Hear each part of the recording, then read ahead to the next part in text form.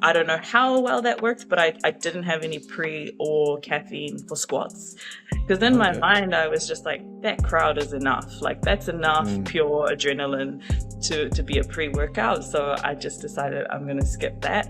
And then also just allowing myself to come down for bench. And that after that, that's when I had my first, that's when I had my first pre workout. Welcome along to the Lifting and Life podcast. I'm Cam. I'm the host. I have a bachelor's degree in psychology. I'm a personal trainer and I also work in IT. Today, I'm lucky enough to be joined by Karlina Tongotea again for the second time. I chatted to her last year, pre-Sheffields, and she's just finished competing at the Sheffields again this year. So a large part of this conversation, or what it's centered around really, is how she was able to improve on her last Sheffield performance. So what she kind of did between then and now. Then we also delve into her mindset this time around because it was quite different to her last Sheffield competition. And then a big sort of overarching theme is that idea of letting go of superstitions and how to overcome challenges.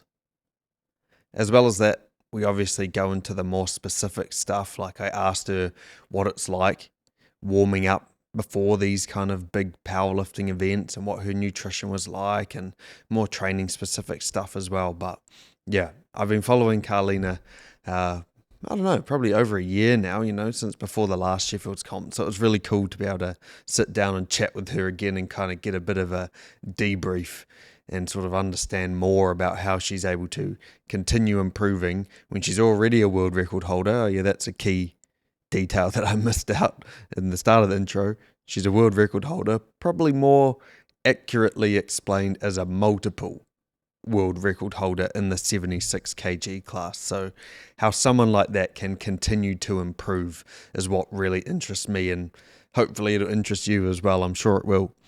As always, any support you can show for the podcast goes a long way and it helps me keep getting these awesome people on. So I hope you enjoy the episode, and remember, you make you. All right, we should probably get into it. Karlina, it's so good to have you back for a second episode. Obviously, when did we do our first one? It must have been over a year ago now. Yeah, Maybe. yeah. It was before the last Sheffield. Yeah, that's right. I remember also watching the live stream for last Sheffield as well. So I was trying to Mm. put it in my head when I was planning this episode. But yeah, it must have been. And then obviously I've been following your journey since then. So it's so awesome to have you back. And obviously you just competed at Sheffield's too. So that's the main topic of discussion. Yeah. Where maybe to frame it for people who I'm sure they probably would have seen you at Sheffield's or know what you got, but you managed to bag a 610.5 kg total, which Yes. is a world record, right? Yeah. Yeah. That's the world Yeah. record. Mm. And you got a world record squat again. I'm right in saying again, right? Yeah. Yep. Yeah. So they're again for both. They're Yeah. both my Damn record. it. Oh man, that is insane. I'm quite keen to delve into how you are able to, I don't know, break that world record again. It seems crazy to me. Like the format of Sheffield in itself seems kind of crazy to me, where it's like, how would you best explain it? Like, are you the person who wins is the person who beats the world record by the highest percentage? Is that right? Yeah, in their Yeah. respective weight class. So Yeah. we're all in different weight classes. And like you said, whoever breaks the world record total by the highest percentage wins. And there's a ladder that goes from Mm-hmm. 1 to 12. And I think 1 to 10, there's prize money and it just goes down as Yeah. you go down. Mm-hmm. But also you can break individual world records. So you can break the squat, the bench, the deadlift, and again, there's prize money to be had for each of those ones. Right. So would you say it's that scoring framework that makes it arguably the most prestigious powerlifting meet? Yeah, it does, because we've got like different types of ways that we try to compare ourselves throughout weight classes. But they favor a lot of people and don't favor, it's not great for everybody. And so Yeah. even though, like say a super heavyweight is the best in the world, like his or her GL points are not going to be as good as somebody else's. And so the percentage works really well. Where I think in the women's part, where we've found we're getting crazy high percentages being broken as some of the world records haven't been pushed for a while. And some of them have been protected, actually, like those women have wanted to protect their world records because it increases their likelihood of winning. Like I think Yeah. anyone would do that when there's a lot of money on the line. Yeah. But now it's more even because this year was so crazy with a lot of those women like pushing that world record really, really high for their weight class. So it was a crazy year. Yeah, yeah. And look, even like I wasn't able to make it, unfortunately. I was so keen to make it because Sheffield is so close to Manchester as Yeah, well. We had like a yeah. podcast booked, blah, blah, blah. But I couldn't make it. But I watched the live stream like I Hmm. did back in NZ. And like even through the live stream, you could kind of just get a gauge on how electric the atmosphere was and like the level of competition there this year just seemed like, I don't know, not to use the word level again, but on a whole nother level, And it's Yeah. just unreal. And so maybe peeling it back a bit, where I thought we could start. Obviously, I want to dive into this year's Sheffields, but Mhm. post Sheffields last year, what were some of your key areas of improvement, and how did you um, implement them into your training to try and improve on what was already a world record and a crazy high total? What did you do to improve for this year? Mm. I think that like in terms of like the training and the work that we put in and the programming, not a lot was changing, but what made the biggest difference was that um, before last Sheffield, I had already unofficially and also officially broken the world record at one, two, three, four competitions in a row. In That's a row. ridiculous. And Holy. and then the last one was Commonwealth, where I hit 600 kilo total for like the first time for any woman in my weight class. And that at that point was the best performance of my whole entire life. Like that Mhm. I gave it everything, and then I got everything in return. But it meant that 3 months later was Sheffield. And so that would have been the fifth time that I was just somehow meant to break another world record. And my body was fine up until Commonwealth, but after that, it needed a break. It wasn't Mhm. okay to push that hard anymore. And I saw that at Sheffield. It was really, in comparison to Commonwealth, like not a good performance for me. And I think that was just like the lack of downtime, the lack of rest. I didn't Yeah. I couldn't give that to my body. I like willed it to push on, and it tried its best, um, but it just wasn't able to like keep pushing the way that uh, ranking high in the Sheffield ladder would have allowed. And but this time I had almost 6 months. Like I had nationals, and then I had 5 to 6 months. I had worlds, and then I had 5 to 6 months after that to do all of that recovery and rehab and Mhm. mental break and training break. And that really was the biggest difference. Because I think I've always been this strong. Like I think I was this strong a year ago, but my body needed that time to recuperate after such a tough year. And now Yeah. it has. So yeah, I'm really excited for the year ahead. So I think that was the biggest change. Yeah. I also saw maybe we're talking about the recovery, specifically the physical rehab stuff. You've been working with a physio quite closely. Could you, Yeah. in terms of that rehab recovery stuff, could you maybe talk to that a little bit and how that's benefited? Yeah, there was, yeah, I work with her online. She's in base pay. She's based in Sydney. And I was pretty skeptical with like an online clinical assessment. Like, how are you going to even Yeah. see anything, but she sees everything, and it's really amazing how much she can tell from video and not using her hands at all. Hmm. But there were, like I said, it was like pushing for so long, and there are things that we just had to like put a plaster on. There are things Yeah. we didn't have time to fix it. We just had time to deal with it and go to these competitions. And so this was the perfect time to connect with her and work on those things that had been literally bothering me for a year. Um, Yeah. and one of them was huge because it was affecting my bench press, which hadn't Hmm. progressed for a year. I started working with her and pretty intensely. Like, she gives me a lot of homework, and Yeah. she's very good at her job because she keeps tabs on me all the time, and she's so passionate. But it's meant that like all of that's gone, and I did a 5 kilo PB on my bench at Sheffield. So Yeah. yeah, being able to focus on all the little things that needed tweaking has already improved my performances. Yeah, that's huge when you're already so strong to also add another 5 kilos on. Like, that's not like a Yeah, 500-gram jump, like 5 kilos. That's a yeah, significant jump. yeah. So Mm. thank you, Pay. Yeah. And maybe other than the resting and recovery, what did your training and nutrition look like in between the Sheffields? Was it still pretty much the same as what you've been doing, or were there any new changes you implemented? What did you do to keep Mm, increasing your strength? mm.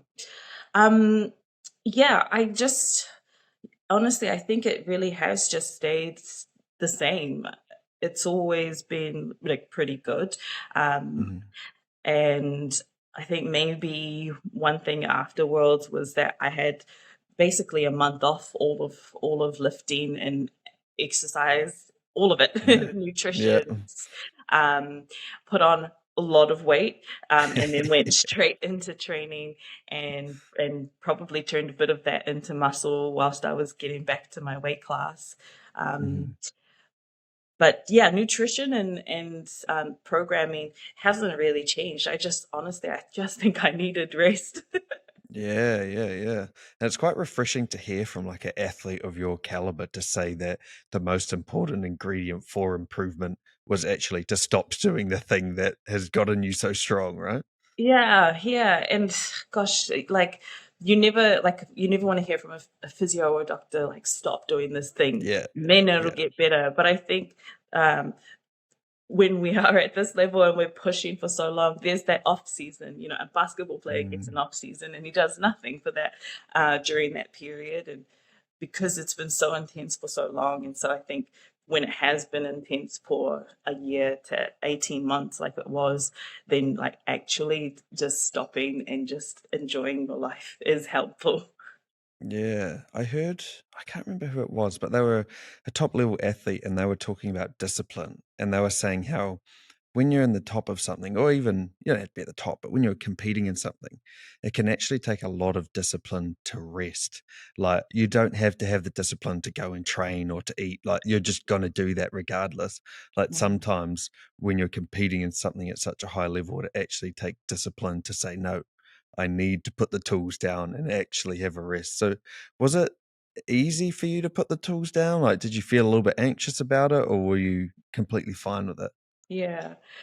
I was I there would have been a level of anxiety about it because it took me so long to actually decide to do it, because you're always Yeah. thinking about the next thing, I've got to keep pushing and keep relevant in my class. And so it was almost like I was forced to, but because after Worlds I knew, this is my best time to do it. Thankfully I had that opportunity. But also, like, I planned a holiday, so That that was a helps. good distraction. Yeah, so Yeah. we were over. Worlds was in Malta, and so we had a holiday in Italy. And when you're too busy thinking about everything that's around you, it's easy to not think about where's the gym, where can I go Yeah, and work yeah, out. yeah. But people were doing that, like.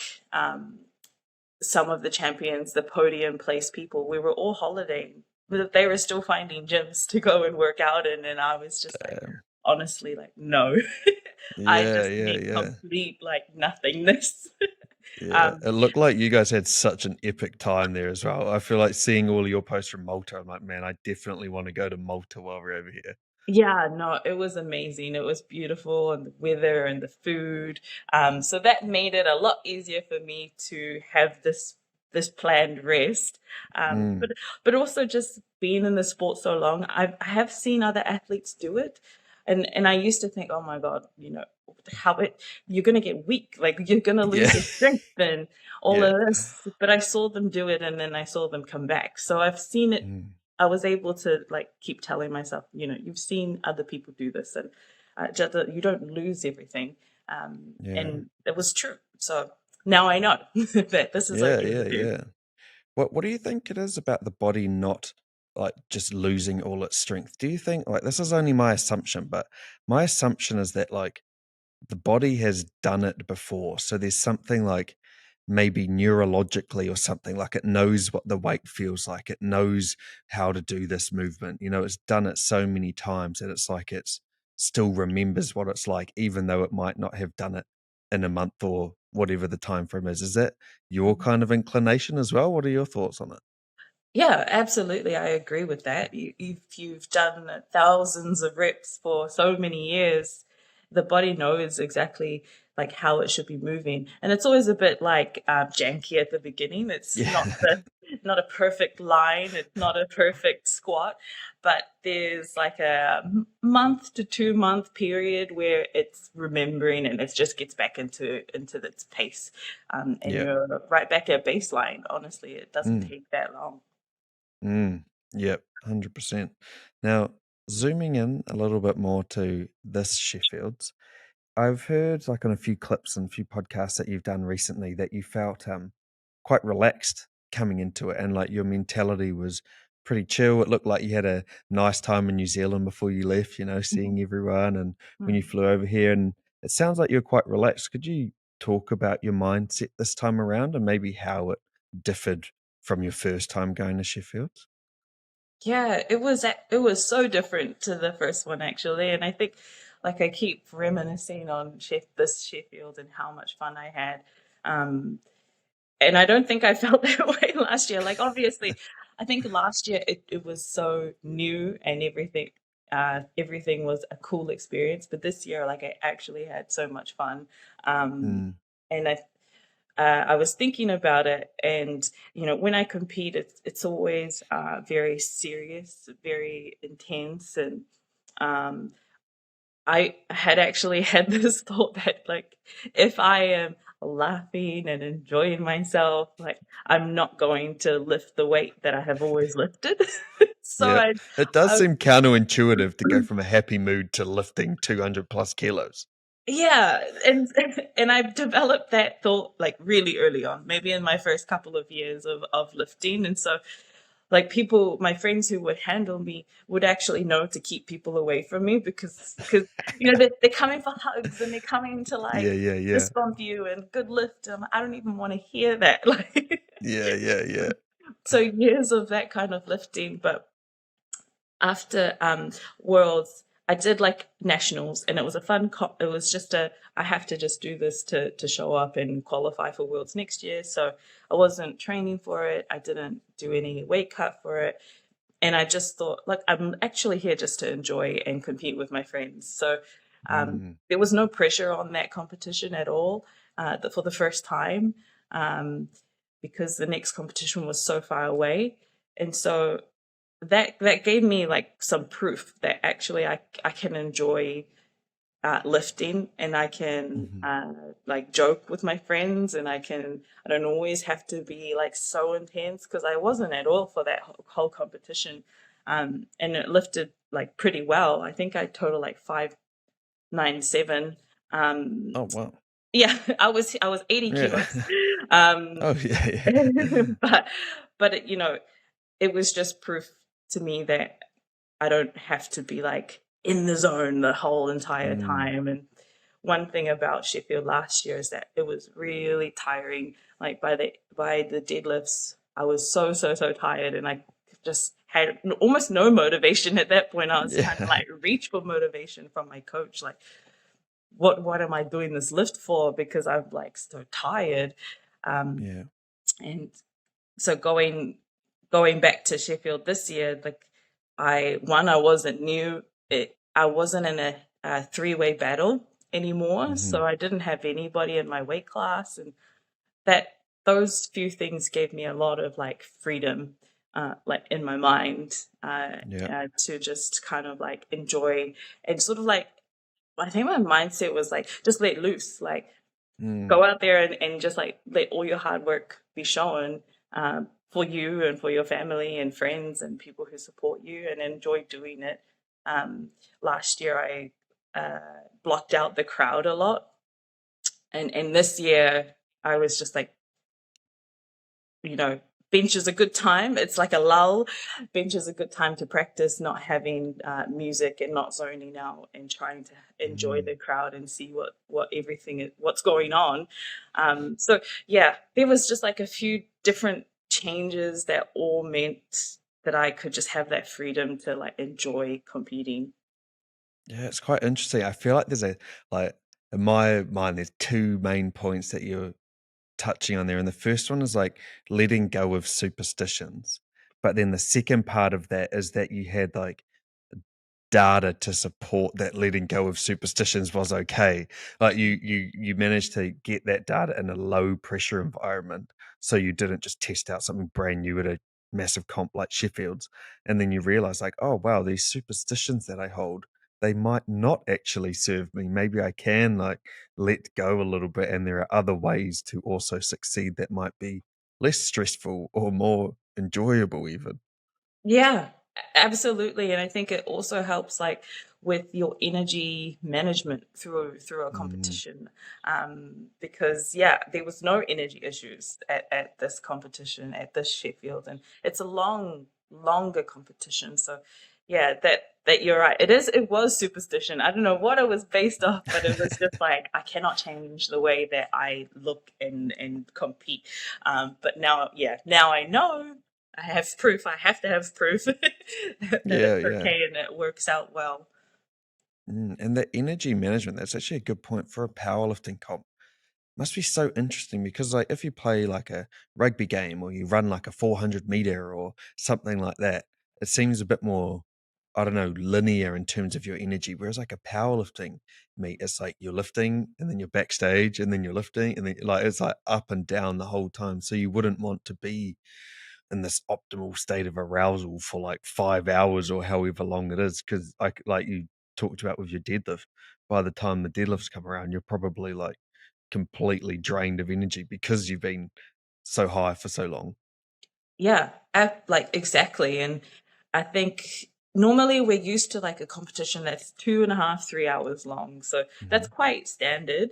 But Sheffield, because of what it is, the crowd, the streaming and everything, it does take longer. Yeah. So I think it was maybe 4.5. I think this whole stream was 5 hours, maybe.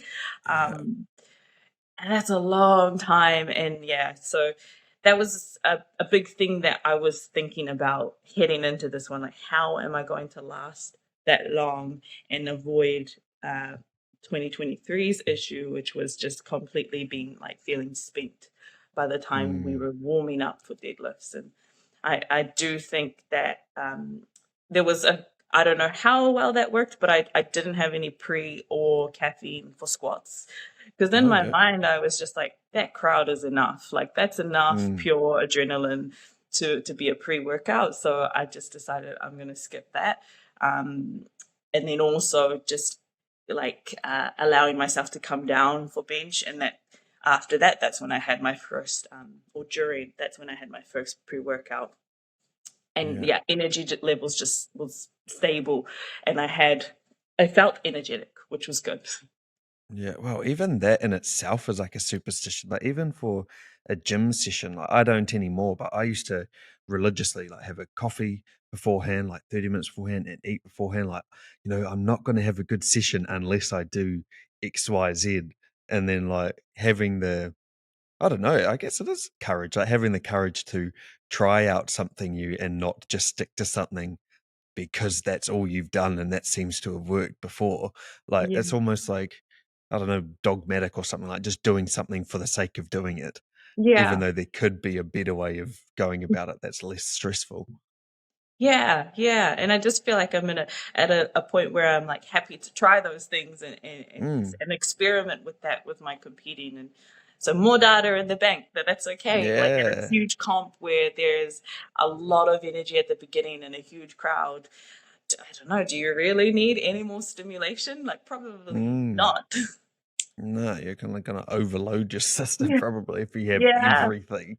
Yeah. Yeah. And then you get that crash before deadlift. So no, yeah, that worked out well.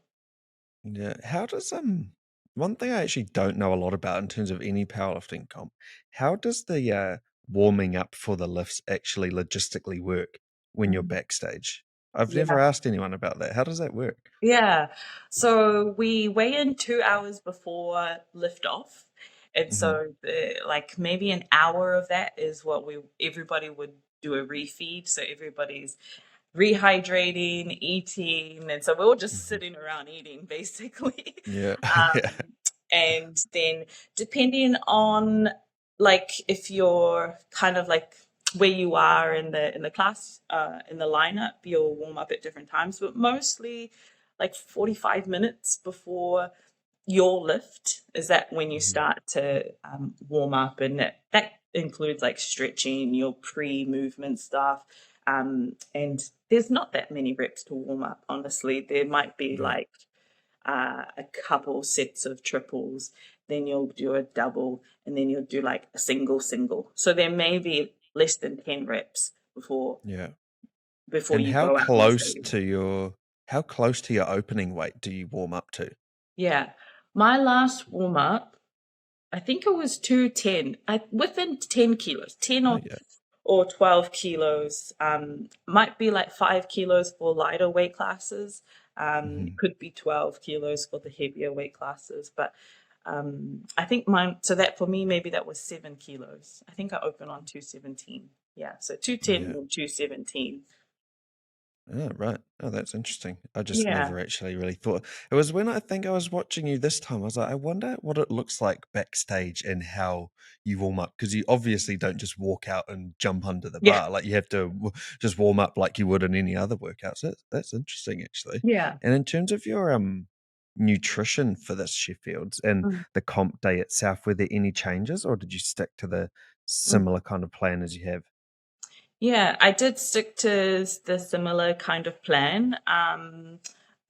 And I think, what was I doing? Yeah, I did. I think I just ate a little bit more this time. Like I was quite busy in the lead up. I was like renovating my house, and that burns a lot of Yeah. calories. I see all your Instagram stories, man. You guys are working hard on that. We were, and it was just painting. Like it was nothing else. It was just Yeah. painting and fixing these old walls. Um, Yeah. but I was like, wow, I understand why tradies can have like a V and a few pies Yeah. for breakfast, lunch, and snacks and still Just be skinny because they're like exactly. constantly working. Not that I condone that, but it actually meant that usually I would do some cardio to because of my TDE or my it's very low. Like I don't move. I have a sedentary job. I don't burn very much in my day to Yeah. day, but because I was doing this in this room, like I was having to eat more than usual to keep up, which was amazing. Yeah, I was gonna say, is that a good thing or a And bad thing? no, that was amazing for me. I was like, Yeah. yes, I love this. Yeah. Uh, Yeah. and it meant I did no cardio because I was doing all of this. And so we finished the room like a month before competition. And and then I noticed like, yes, weight is starting to creep up, but it was close enough that I could keep eating that much, which was great. Yeah. Because things change slowly. Yeah, so that was awesome. So for this one, I'm gonna start on my bedroom. Yeah. Yeah. It's great. It's actually so good because Yeah. cardio is boring, and like doing a room, like 4 hours go past and you're just like, wow, I've just been stripping wallpaper. Yeah, That but went it's by so so fast. tangible. Like, yeah, like I've done like a lot of laboring, like between like uni or school holidays or whatever. I'd always do landscape laboring, and I Mhm. swear those are the times I got the leanest. And like I would leave laboring, get like a 6 pack of cheese buns, like chocolate milk. Like I was eating like Yeah, crap, and I'd just get like so lean yeah, because you're just like pushing a wheelbarrow around all day or something, you know? exactly. So yeah, that's a part of my. I'm gonna have a room enough for the next 18 months, I think. So that's Yeah, yeah, yeah. You like prescribe that to like clients or something? good. Do you need me to paint your Yeah. Yeah, yeah, yeah. Now, so on your I want to zoom in a little bit more into that on the Sheffield's Day, and specifically on the deadlifts. I know this is probably a component of the Sheffield's Day that you're going to probably talk about a lot and maybe have already. But Mm. when you came out for that second attempt, I think it off the top of my head was it Ye- 252.5? Yeah, Was it? Yeah. And it looked like you had it so easy and it just kind of like literally slipped out of your hand. How did that feel at that moment and what were you kind of telling yourself at that time? yeah. That I was very pissed off. I was Yeah. very Yeah. angry in that moment. Because as you said, like it moves and then it just like literally falls out of my hands. And Yeah. I generally don't have grip issues, but if I do, it's I can tell. And for that one, I didn't even, it just happened. And I was like, Oh. what's just happened? And the plan was after that to go for the world record deadlift, which was 262. Mhm. And so in that moment, I'm being annoyed that I dropped it. And I'm also realizing I'm not going to get the chance to do that today, because the smart thing is to take that Yeah. attempt again and get your kilos. Um, and also confusion, because I was so confused why I would like drop that bar. Um, because I felt I didn't have an issue. It was like I'm Yeah, so yeah, yeah. confused. I was strong enough. I don't understand why I would drop that. I've never ever ever dropped that weight before. Um, and then I'm thinking, and then I'm realizing that actually, like, I don't have scrapes down my hand because that bar was really soft. That bar was soft, and Ah. Yeah. usually, when you lift that bar, it's painful because it's so grippy, and the knurling literally like cheese grates your hands. And lucky Yeah. we have extremely calloused hands, so it doesn't make any difference. Yeah. But yeah, I came off and I was just like, no, like I'm strong enough for this. I don't know what happened with that one. Like, um so weird, so confusing. And I was just sitting down backstage, and one of the other lifters, Amanda Lawrence, she is in the weight class above me. She was just like sitting there minding her own business, and she had two chalks. She had a liquid chalk and she had a block of chalk. Mhm. And I was just like, oh, I was looking at it and I was just like, if I don't ask her for her chalk, like I am gonna miss it again. I'm gonna miss it again, and not because I'm not strong enough, because like I just that was so slippery. And Mm. um, I'm glad that I was enjoying that comp, because I'm shy, and Yeah. I won't go out of my way to like ask somebody for something that's theirs, Mhm. that's like scary to me. Yeah. And I had to think about it for a few minutes. And but when I asked her, she was obviously she was really nice about it and told me how to use it and how to put it on. And then you're thinking about going out, and so my phone had gone somewhere, so then I had no music. And I was like, No.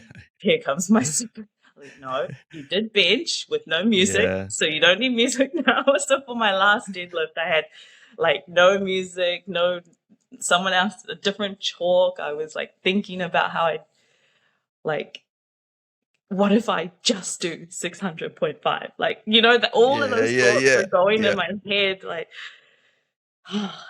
and then I moved it and it was fine. Yeah. Yeah, And and I then was did it easy like, as. what the like, Yeah. why couldn't I have done this on attempt 2? It was mostly Yeah. like, good. Yeah. Was that kind of like, would you say one of the biggest moments of addressing like a micro failure that you've had? Like, obviously, it's not a big thing, but it's one lift in a very significant comp. Is that probably one of the most significant misses that you've had, do you think? 100%. Like, Yeah. yeah, definitely. And like that micro failure, like it Mm. was such a small thing, but it meant 10 kilos. Like it Yeah. meant it made a huge difference. And these, all I could take from it was that like, this is actually a positive. Now, what improvement to make next time, which is take your liquid chalk and take your own chalk. Yeah. And and I'm still so confident that I was strong enough. So I just know that next time it's gonna move. But what a lesson to learn at Sheffield. Yeah. So that kind of like, would you say that that mentality of being able to bounce back in such a short period of time is like something that's built into your character, or is that something that you've kind of learnt over time as you've been in the sport? Mm. I think it is a little bit of both. Mm. Um, you, I haven't had a lot of opportunity to practice that kind of stuff, but like I actually think it comes back to last time we talked about mindfulness. I do think it comes Yeah. back to that because it's just like, hey, this has happened. Like, what do we do? How do we move on? I have to do that a lot in my job. I have to just like find a solution, move on. And if you Yeah. can't, you're just there, and that's okay. Like, um, so I think it is a bit of both. Last year we had a little bit of practice with that, where like before we started squatting, an official had gone to my coach and was like, we don't like the way that she's like squatting. That's very Oh. general, but it Mm. meant that they might have failed my squats. Like that was the between the lines that was Yeah. being read, and that was right before I was warming up. So then my coach is like, okay, we just have to change a little bit. Like, I'm like, how are we gonna change a little bit? Like, we've been preparing for so many months. Like, but hey, whatever, can't do anything. Let's do that little Yeah. change. So we had a little bit of practice at that last year, but yeah, it's just, yeah, I've been in the sport for a long time now. So you kind of Mm. just, there's worse things that could happen. Yeah, it's so interesting. This Sheffield, I feel like the theme for you was letting go of superstitions, which, like, it is competition at this level. It's as if you would want to employ all the superstitions that you have to perform at the best. Like, even that, like, I didn't know that you didn't have your music for that Yeah. last deadlift. Like, Yeah. oh man, Yeah. It really was. It's just so crazy that you can still learn so much even when you're at the top. Like every mm, competition, there's still things to learn. And when you think, it's a very simple sport. It's just 3 lifts. um, yeah. and you're like, how much more can I learn? But yeah, I learned a lot at that comp. Yeah. In terms of the maybe the positive impacts that this comp again has had on like your friends and your family and stuff, how do you think you performing so well at a competition like this impacts on that circle of influence or the close people to you? Mm. Oh man, I know that they're just so like so proud. And Mm. like afterwards they were video, so they had the foresight to video them watching it. So they were Nice. sending me reaction videos, and after I missed my 252, that my mom and sister were crying. Oh no. And then when I got it, they were just jumping up and down in their dressing gowns and stuff, because it was like 4:30 in the morning. Oh, true. Of Yeah, course, so yeah. look, it's a sport that they never would have watched, Mm, like if I wasn't there, but they're so into it, and they like after this one, even my partner, like I've done a few podcasts because it's a small community and we all like to talk to each other all the time, yeah. but it can be repetitive. And so, they already know the story. They don't want to listen to it 5 times with Yeah, a yeah, different yeah. person. But Yeah. after that, like my dad and my partner went back and they like watched the like other ones. So they went and listened to Oh, that's yours so from cool. last year Yeah. and trying to learn more about it. And my partner, even though, he was at Worlds with me, he's always been like my number one supporter. But even after this Sheffield, he's like, you can't stop. Like, you have to keep going. Like, this is huge. Like, it is growing. Like, this is becoming a real sport. Like, the fan Yeah. base, the people. Whereas I was thinking, like, okay, maybe, like, I don't know if I'll be at Sheffield next year. Maybe this is time to wind down. And now I'm just like, okay, Yeah. no, you've given me the go, so I'm going. Yeah. And he's so right, I reckon. This is my intuition, but I've been chatting to Rob Palmer a few times, and he's obviously high up in powerlifting, and we were saying the same thing, like especially with something like Sheffield.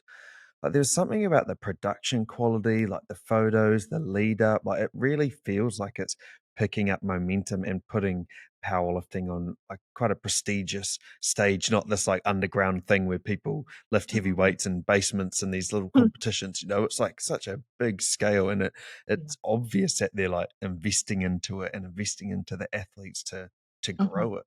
Mhm. Yeah, Mm, absolutely. And like this year more than last year, you can feel it. It just feels mm, so different in that it really is building and building.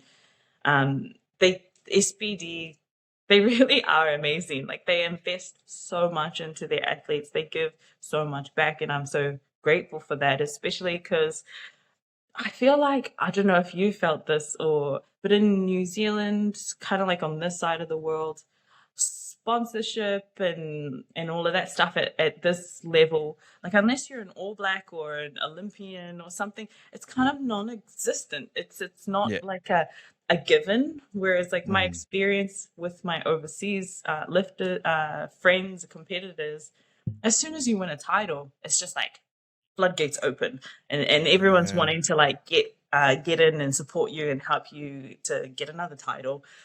Mm, Whereas here it's like we're trying, but like I'm not an All Black, so nobody's kind of yeah. like listening. Yeah. Yeah. They're And kind of it's like, what is interesting, like, powerlifting? yeah, yeah. It's when you take a step out of that like small ecosystem in New Zealand that you realize like, wow, there's so much happening over here and there's so much available. But Yeah, then like at the same time, like you obviously have so much pride coming from somewhere like New Zealand. So it wouldn't make you want to leave and go somewhere else. But like you can see what can happen when people or athletes or sports are invested into. yeah, Yeah. absolutely. Yeah, that's been like my biggest thing. And one of the great things about this year and being more comfortable and talking to people and meeting people is that you do start that like like effortless networking, not effortless, but it's kind Yeah. of just happening because you are It's meeting kinda like more people. passive. You're not going to a networking event, but Yeah, you're still putting in effort to yeah, introduce yourself and all that. Yeah. yeah, exactly. And so Mm, opportunities come out of that as well, and that's like amazing that we've had this event that we can go and meet these people and get the mm. support from, which is so cool because like yeah, I can speak. I'm a good speaker. Like I Yeah, did you are. speeches when I was a kid. Like I love doing Yeah. speeches for some reason, but like that one-on-one is difficult for me. So Yeah. like instigating it, and so um being so comfortable being back a second time, I think that was really helpful in like allowing me to sort of step out and meet people and talk to people, and so that was yeah really awesome. Mm. It's so interesting how, like, obviously from a spectator's point of view, it's just you lifting heavy weights on stage. But like from you as an athlete, there's so much more to it. Even the indirect stuff, like how you feel backstage and mingling with other athletes, and like there's so many more like indirect things that go on. It's not Mm. just like lifting those weights on stage. Yeah, yeah, and I think that speaks to like the growth of the sport, Mm. and it becoming a little bit more professional, which is yeah, it's an exciting time to be a part of it all. Yeah, yeah, absolutely. I was also thinking when we kind of change the subject a little bit through there, but taking it back to where your influence on your family or your circle of influence. I just had a thought that popped into my head, and I parked it there for a second. But I thought, you doing these things and pushing through the challenges, like even that micro one, like a deadlift, even though it's specifically in that powerlifting context, the things that people can learn from your ability to overcome setbacks and be resilient, I feel as if people can take on those lessons and apply them to their own kind of world or their own sphere, whether they a powerlifter or not, but like especially your family and friends. And that's just a feeling that I have, that they'll be able to see you overcome those things and maybe feel a bit more Mm. inspired to Mm. do that themselves. Yeah. Maybe. I hope so, but I do think like at a wider level that people do feel that way when they see their Mm, favorite lifter lift or maybe like push through something hard, because you see the comments and the messages and you can't believe that somebody on the other side of the world feels that way because you lift. You're like, yeah, huh? yeah, Like, yeah, how do yeah. we get from A to B? But it happens, and then you have to think about like my own idols or people that I would look up to in a different sport, and you're like, yeah, of course, like Mm. that's starting to happen in our sport too, and yeah, so that's right, I agree. Yeah. And you also know that the people who take the time to reach out and like message or comment, that's a small percentage of the amount of people that you are inspiring. Like if one or two people are reaching out, you know that there's probably another 20 or 50 or something that are still Mm, watching. Doesn't mean that they're reaching out, but you know that those comments or those messages are a small percentage of the people that you're actually inspiring. And like speaking from my yeah. own point of view, like I'm getting back into squatting, benching, and deadlifting regularly and trying to get stronger again. And I see your stuff and I'm like, man, like it even inspires me to want to do more. So, if you're getting Mm, messages, there's like a whole body of people behind them that yeah. also feel just as inspired. Yeah, yeah. I haven't Mm, thought about it that way before, but it mm, makes sense. And mm. like after they had this last year, but they also had it that obviously this year was like the meet and greet afterwards, and that Oh, was that's like cool. so foreign. That was a very Yeah. foreign like what days. So the first time we went, I was like, who's I'm gonna be standing there by myself, Yeah. Does or anyone want to meet me? or I'm gonna be in line meeting everyone else, or Yeah, like true. yeah, I didn't know what it was gonna look like. Like in my mind, I thought we'd all be standing together, and then people would like be coming through and walking past me and going to like going to Yeah. the stars. Yeah. But what it was is like a big, huge ballroom, and like we're all on the outskirts of it, with a Mhm. desk and our big poster, and so this year there was, I think, like 1 or 200 more people down there than last year. Oh, So it was so packed with people, and talking to people who were there, there were a lot of people who were not VIP last year. So they came, they experienced it, and they were like, okay, no, next year we have to go to the VIP experience. So, oh, and wow. it's a lot of money. Like it's Yeah. not cheap to get those VIP seats. Mm, And they're like just sort of like everyday gym goers who just want to come and meet their like idols.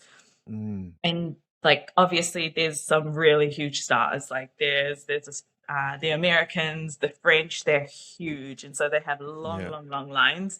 Um but even like a little old Kiwi, I was just like busy the whole time, I was talking to people the whole time, and it was, you really wanted to like give them their time Mm. and actually talk to them. It's like some people would come and just be like, "Can you please sign this?" And I'm like, "And like, what's your name? And where do you come from? Like, how did you Yeah. enjoy the comp?" And they're sort of like, "Oh, what? Like, we get to talk?" And I'm like, "Yes, like That's you so cool. you paid to be here. Like, I want to know, like, how did you find it? What was your favorite thing?" And so it was like really awesome.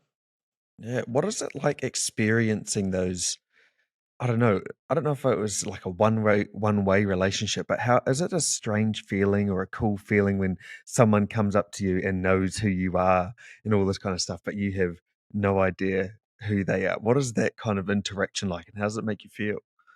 Yeah, it is so uh different and weird. And Yeah. I think even maybe even more like for us New Zealanders, because like I feel like the sort of athlete going to see an athlete getting a signature thing is like much bigger overseas. Like over here, Mm, I I was kind of like, why would you want my signature? I don't understand. yeah. I don't get Yeah. it, but now I Yeah. get it because I've Mm, experienced it twice. But mm. I was definitely pulling on my day job because that's what I do every day. I meet people that Ah, I've never true. met before, and I learn about them, and that's my job, is to like investigate their life. So Mm, mm. I was I was pulling from my job 100% and doing that, and I got some messages afterwards from some of them that like they really appreciated being able to actually have a conversation about like just about them and me Yeah, and, yeah, and yeah. and whatever their connection to the sport was. So like I felt really happy about that, like giving Mm. them their time. Because sometimes they would be like, you must be so tired, like this must be the last thing you want to do after you've competed. And I would think, yes, it would be the last thing that I would want to Yeah. do. But when you're in it, you just want to give back because you know that these are the people that allowed you to be there. And so I was way more than happy just to talk to people until they kicked us out, pretty much. So, they Yeah. were walking around saying, like, can you please go so that they stop lining up? And then I was like, Yeah. okay. How does that make you, like, after something like that, is there any kind of reflections on you as a person or an athlete? Like, I just, could imagine being like, "Wow," like, I really feel like I don't know if I want to say words like you made it, but, like, you're really at the top of the sport if you have people really wanting to come and see you and get your signature or get a selfie or whatever. Like, was there any kind of bigger reflections after something like that? Yeah, there was like a lot of times just talking with my best friend who came, Jewel, she's a lifter as well, like talking through it with her, with my partner. Like he's a huge UFC fan, and so we're always watching like the vlogs and the lead ups and the press conferences and yeah, so just talking with it with all my close people Mm. to like realize what was happening and how different it is and then coming back to your real life where that doesn't happen anymore. you know Yeah, yeah, you don't have breakfast, lunch, and dinner made for you anymore. yeah. You got to take care of yourself now. And Yeah, yeah, nobody's coming up to you, so it's very weird because you get it all packaged in a few days and then you leave, and mm, so it's like, oh, this is okay. I'm back to real life now. You're yeah, a little bit sad for a little while, and then you get over it. But it's such a weird thing to experience. Like it really is, and it's just growing because this year we had to walk from the hotel to the event, the hall. It's like a 5 minute yeah. walk. It's fine, but people were waiting, so they knew where to wait. And so actually, like Whoa, we were getting pictures on the way to weigh in, and I was just like, "This damn. is actually crazy. Like That's like this is actually nuts. like celebrity kind of shit. That's great." Yeah, I was like, "Thank God I got here early because, of course, they want to take a picture with me. They're the first person they've seen." I was like, "You guys waiting for like Hannah and Yeah. Leah?" You guys all here for me or yeah. No, we're just getting practice. Yeah, yeah, yeah.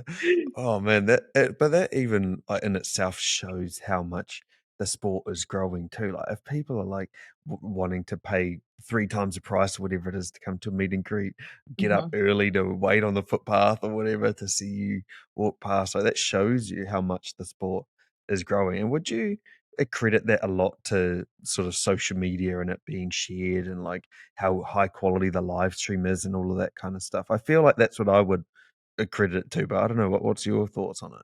Yeah, no, definitely. It's because after last Sheffield, that build up for that one was, it was quite short and really compacted, and it was the first time. Obviously it was amazing. The stream was, you didn't get the environment with the stream, so it Mm, was a bit different. But as soon as that one was over, they started as soon as yeah. that one was over. The hype, the reels, the videos, the vlogs, everything.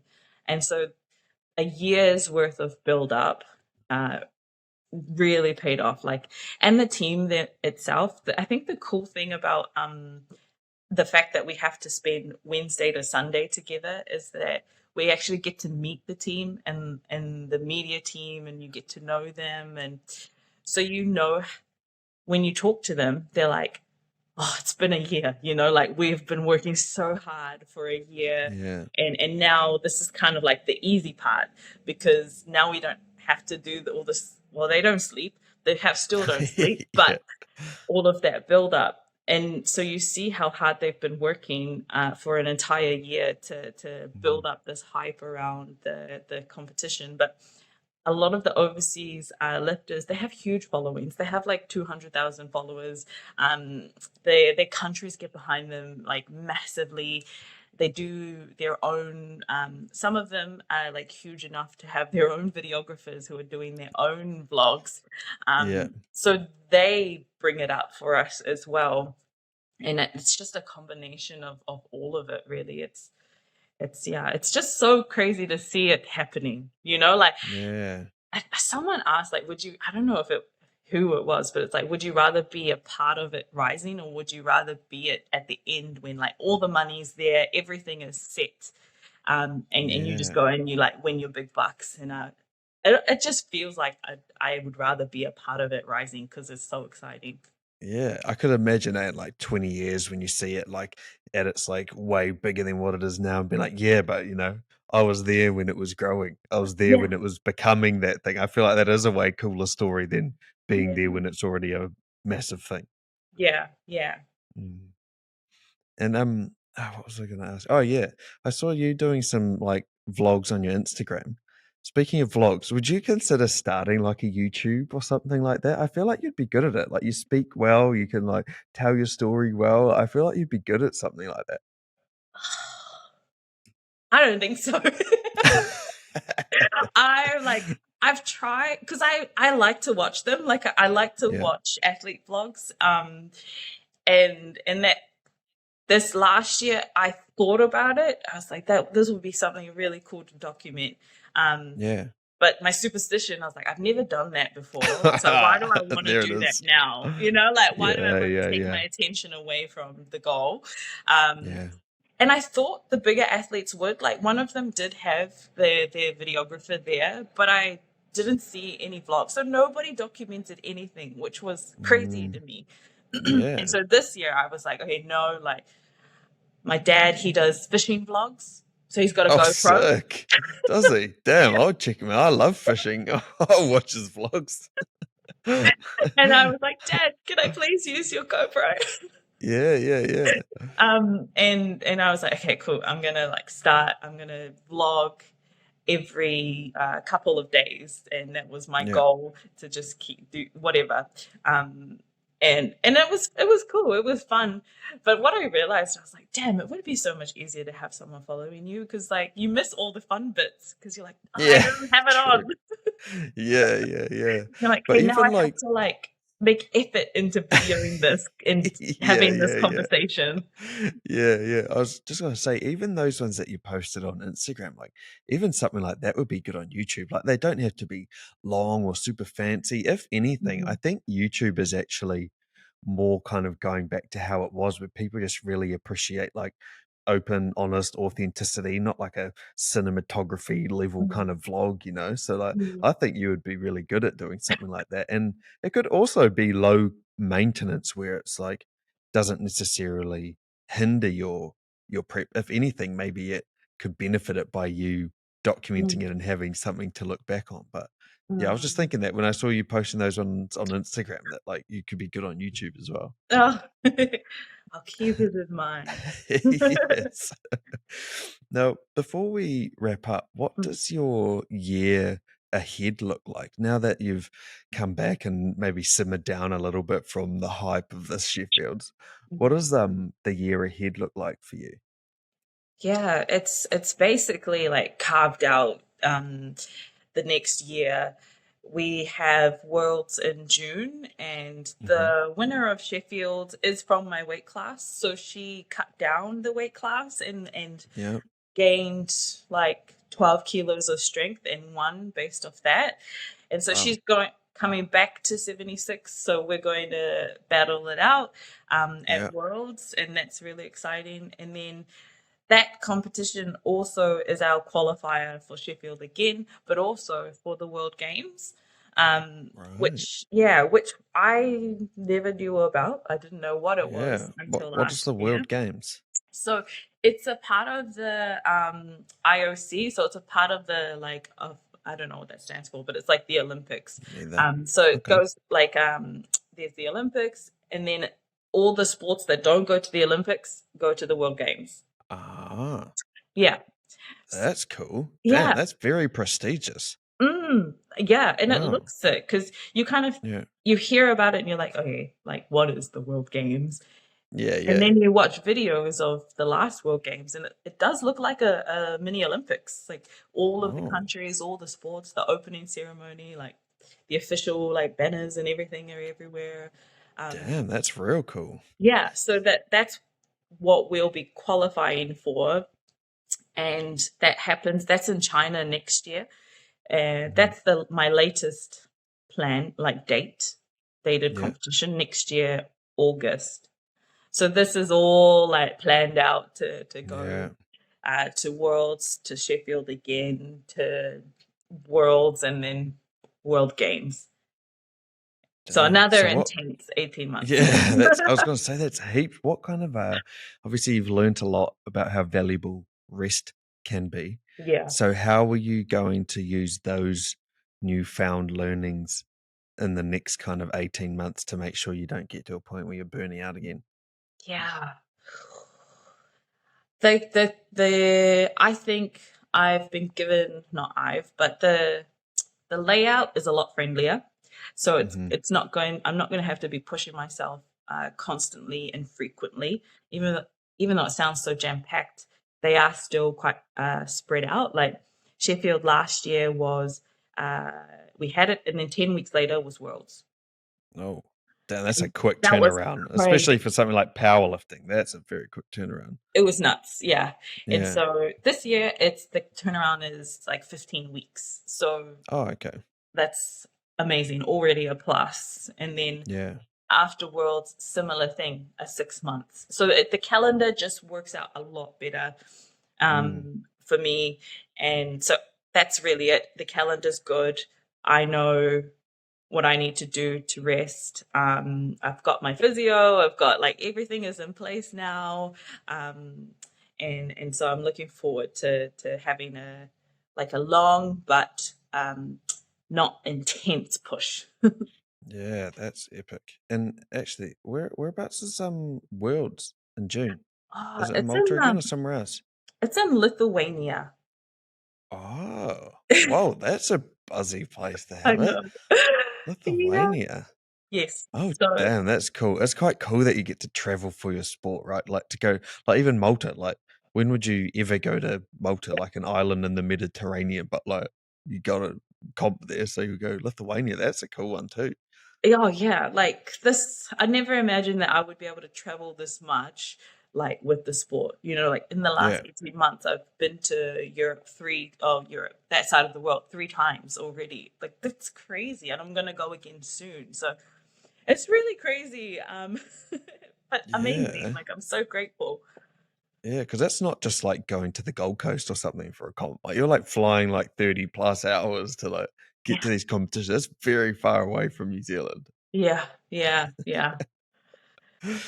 And Yes. if people want to follow you and check out your journey, Mm. where would be the best place for people to find you? Yeah, so it would be on my Instagram page, which Yeah. is the Karlina 23. I was on your Instagram yesterday to get some updates, like some research for this pod, and you were at 9,999 followers. Yeah. I think You might it have ticked hit the over to 10K 10K today. today. I think it did today. That's huge, man. That's awesome. That's Yay, so cool. little New Zealander. Yeah, ripping it. Yeah. It shows you that passive networking, right? Is that what you called it? It's Yeah. paying off. Passive networking. Yes. Passive Yeah. networking. Yeah. Cool. Well, I really appreciate your time. I'm stoked that we got to do this. I was really interested to zoom in on that Sheffields a bit more. So, like, making this a Sheffields focused recap. I don't know. Maybe we'll do another episode this year and maybe do some more tangible powerlifting stuff. But I really wanted to get more of an understanding into like what this Sheffields was like because I know how, I don't know, significant it is, and how big of an event it is. So, no, I really appreciate your time, Karlina. It was a really good chat. Thanks heaps, Cameron. No, it was awesome to talk to you. Always awesome to talk to you.